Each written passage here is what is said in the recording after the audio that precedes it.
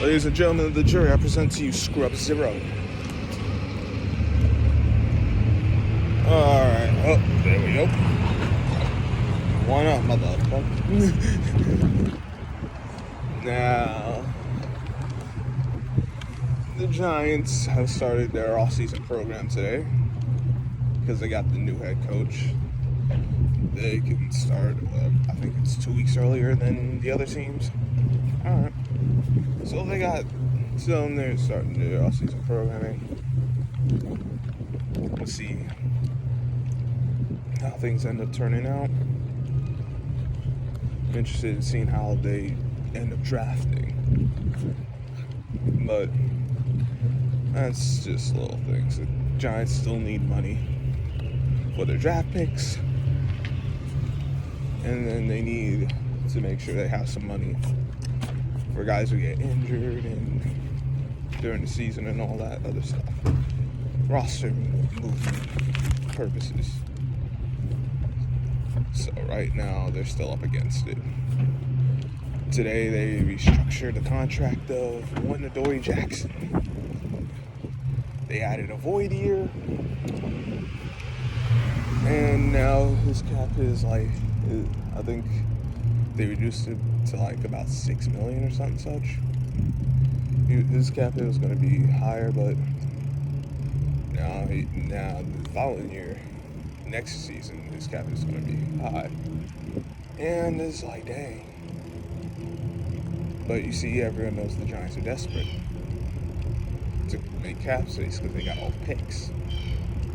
And because they do, they got the 2 first-round picks, and they're in a bad situation as far as an organization because they need young players. The cap situation is awful. The roster isn't what I'd say devoid of talent, but clearly it's not like we have no talent, but they weren't good enough last season. That's due to good coaching, but you still need some better players.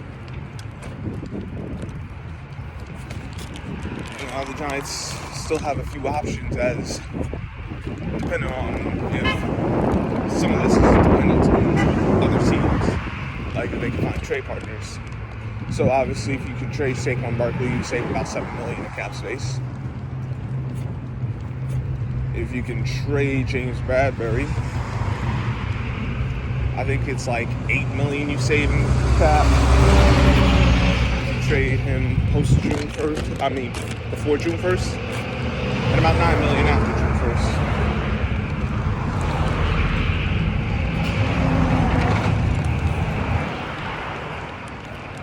Obviously, there's also, they could cut him after June 1st, and his cap hit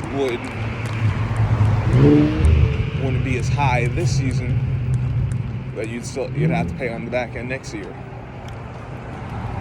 Or they could extend him. I don't know how much they could save in the cap that way, but if you extend him, it would free up cap space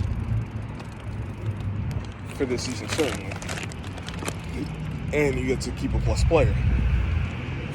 There's also the Leonard Williams deal, where you could extend him and get some cap relief, but I haven't heard too much about any of those things. Obviously, the Giants aren't getting what they're asking for in Bradbury, otherwise they would have moved on from him. I don't think they're really necessarily shopping him, but he is available. But we'll have to see how all that stuff goes. Fixing some lights over here. Something electrical they're working on over here.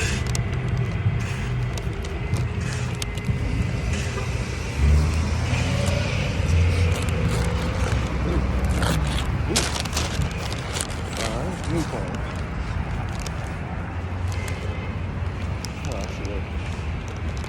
That was some strings, but it is what it is.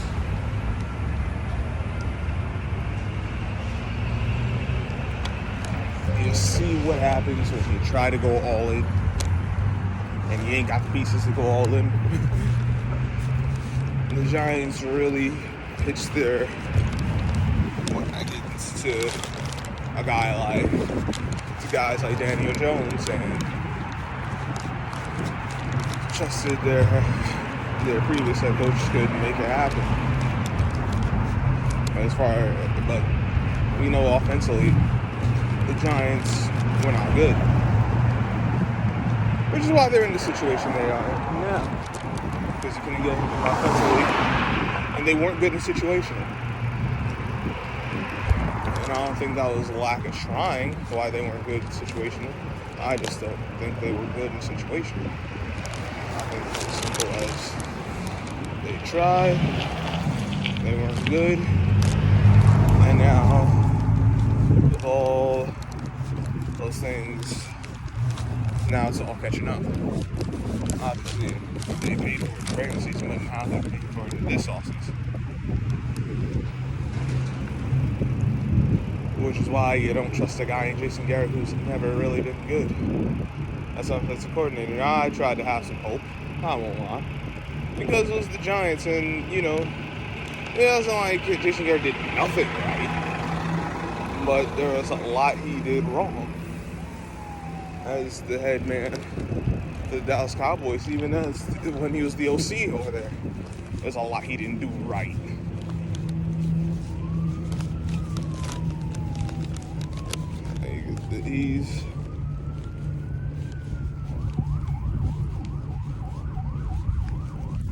He needs talented players to have success, and when he doesn't, it all goes to hell. That's why he got fired mid-season. But Freddie Kitchens really wasn't much better, at the very least. What could you really do mid-season? At that point, with the team, that was the bad Giants. But that's revisionist history. Bottom line is they're stuck. They didn't want to restructure contracts and do the proverbial kicking the can down the road, but they have to, because that's the cards that was dealt to them. Now, had it all worked out, ideally it would just be all right. Continue making your small moves here and there. But we know the Giants aren't a good team. We know they're going to continue to struggle. Hopefully they don't. Hopefully this season shows more fruit than it proves more fruitful than the last.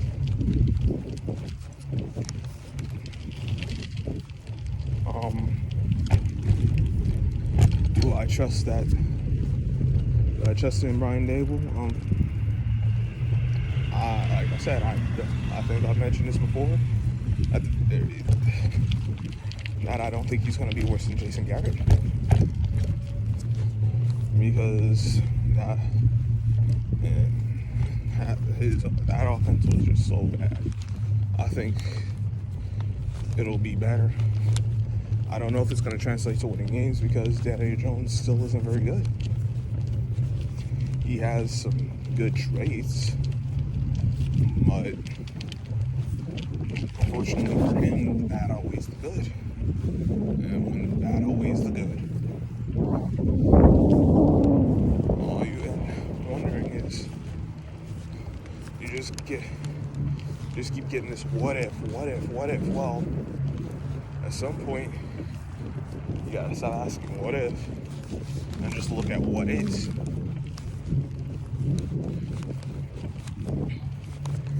And when I look at what is,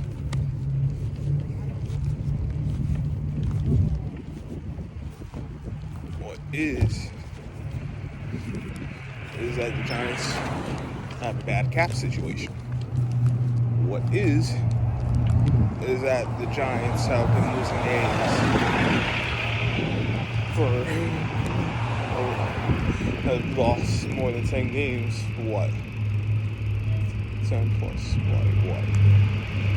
From 2013 on, every year aside from one? Yeah.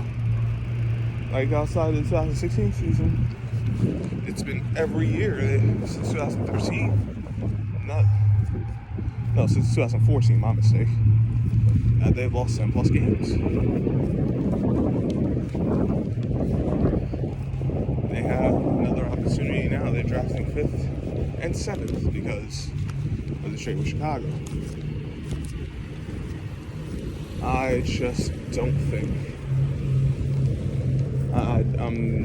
I've been examining little bits. I haven't done a full examination, but I've been examining some of these draft prospects. They still need an edge rusher. Understandably so. That they would go and draft out as post free agency. One, they didn't have the money. 2, who would they realistically get this offseason? If they did, so who's available ultimately. You look at offensive line, they still need there. Obviously, they're going with a bunch of stock. They got a bunch of stock guys, and it's not that they're not trying. It's just what it is. They don't have a very they're just stopgap guys. They've been trying to fix this offensive line. They're going to try once more. Hopefully this time it bears fruit, but we'll see. You look at, and they still need depth.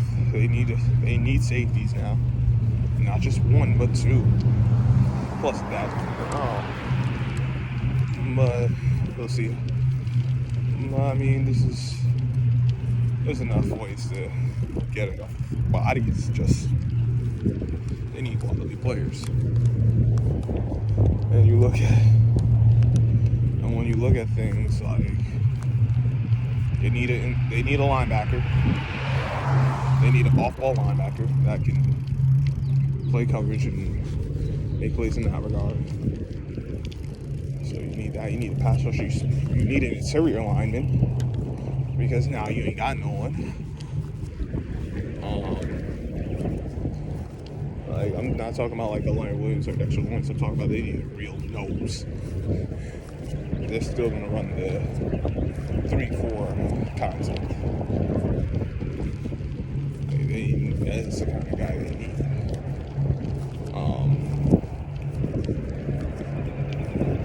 And obviously, with all the injuries here around, they're still looking for extra guys who need. They definitely need a right tackle.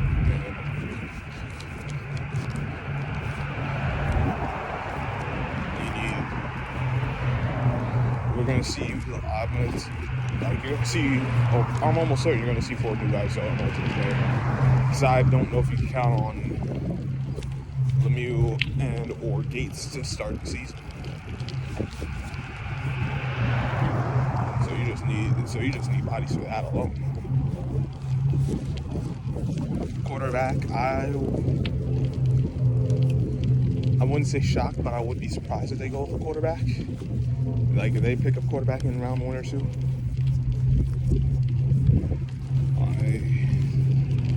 I don't see it happening this season. I think they're gonna stick with Daniel Jones. They brought in Tyrod Taylor and Davis Webb. I think it would be folly at this point to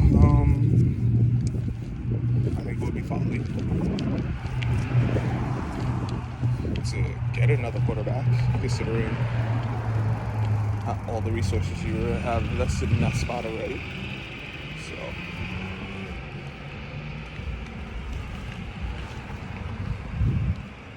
So I'm anticipating no movement there, at least in the first 2 rounds, maybe.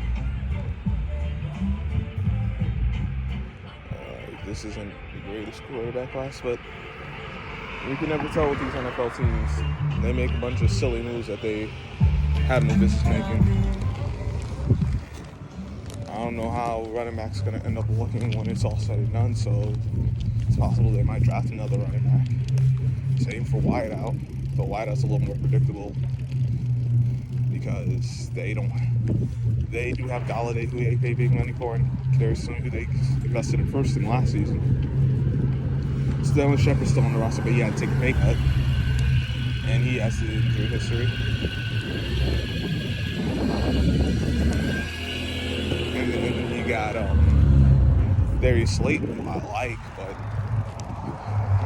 he kind of fell off after his rookie year, and at the very least, he was in the wrong offense. He was in the wrong situation. Maybe he can, I'm not saying he's going to be like a number one, but maybe he can find his way to relevance again and being a viable option. Chances are that he's going to be going after this season regardless. But you hope for the kid that he can turn it around and get himself a nice contract for a new team. And then we tight end, I mean, they got Ricky Jones-Seals. I mean, he's okay. But considering that he let go of your 3 top options at tight end last season, you're going to have to draft a guy or bring one in via. And once the draft is done as an undrafted free agent, you need a tight end, especially in today's game. All the passing down the middle of the field, and for the Giants, they need a guy who can block and catch. Because Evan Ingram can catch, but he was a great blocker. Not that he didn't try, but that's what he is. And he's been. Some of that has been poor utilization. Some of that's just on him. He hasn't been consistent. I'm not sure if that's in his mechanics and how he's jumping football, how he's catching the ball. It's just lack of focus. But I think it's a combination of a bunch of things at this point. But yeah, I got to hang with me on my bike ride back. So yeah, I'm gonna eat once I get situated in the door, and then I still got a few videos I want to throw out. So, but I said I'd get this Giants video out. This isn't even the one I was thinking about, but because of the restructure, made me think about the cap. I do want to do a recap of the off-season moves all together to see and give a more proper idea of where the Giants are going to go. At least have a projection of what it may or may not look like. But I do appreciate everyone checking this out. So make sure you hit the like button, share, subscribe, leave your comments. Hit the notification bell so you know what I'm saying in the post. I don't know what the next time I'm live is, but listen, UPS ain't no joke. They going live is not really in the cards always, but I'll see what I can do with that. But hope everyone's having a great day, and until next time, I'm Scrub Zero. I'll catch you on the flip side. There we go.